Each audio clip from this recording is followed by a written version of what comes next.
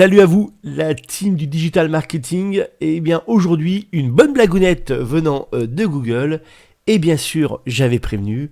Et ce qui devait arriver arriva. Et ça peut continuer sur d'autres, évidemment, fournisseurs. Qu'est-ce qui arrive à certains qui se sont amusés à créer des sites web à partir de fiches d'établissement de Google? Eh bien, voilà, leurs sites seront bientôt coupés. Bravo, vous avez bien travaillé votre site business.site.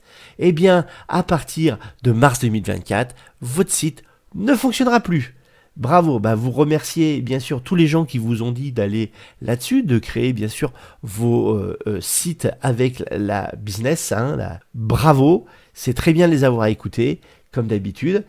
Non, ça c'est de l'humour, il ne fallait pas les écouter, il fallait plutôt moi m'écouter, et je le redis, et je redirai je ne sais pas combien de fois, peut-être un millier de fois, arrêtez de travailler vos sites avec des outils que vous n'êtes pas propriétaire.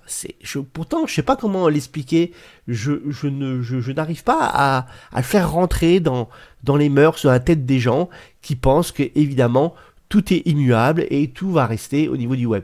Non, il y a des sociétés qui ferment, il y a des services qui ferment. Google ferme régulièrement des services qu'ils ont créés. Et là, ça va vous impacter directement votre site web créé avec Google. Alors, évidemment, et heureusement quand même, ça va pas impacter votre Google My Business, ou ce qu'on appelle aussi en français la fiche d'établissement. Heureusement.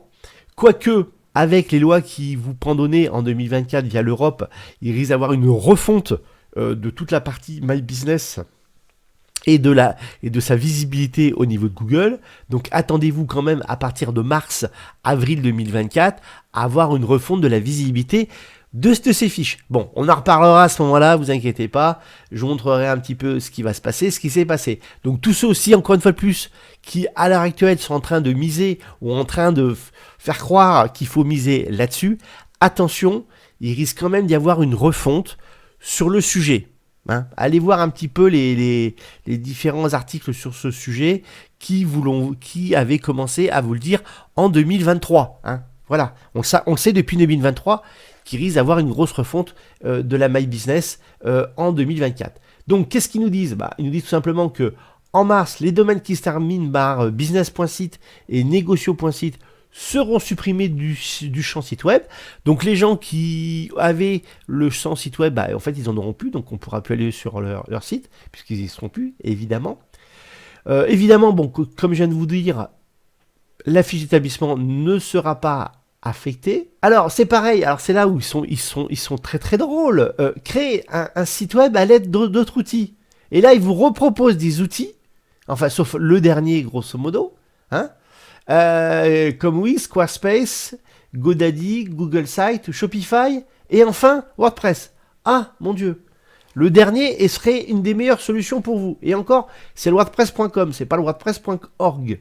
Donc au final, en fait, ils vous rebalancent encore sur des systèmes de création de sites où vous ne serez pas encore une fois de plus propriétaire, où vous serez encore une fois de plus à des moments besoin de payer des services annexes, voire une location de site internet, et passer par des gens qui vont vraiment vous créer votre site et dont vous serez propriétaire. Bon, allez, j'arrête là. Je suis assez énervé en voyant cette information parce que des gens vont perdre leur site dans quelques mois.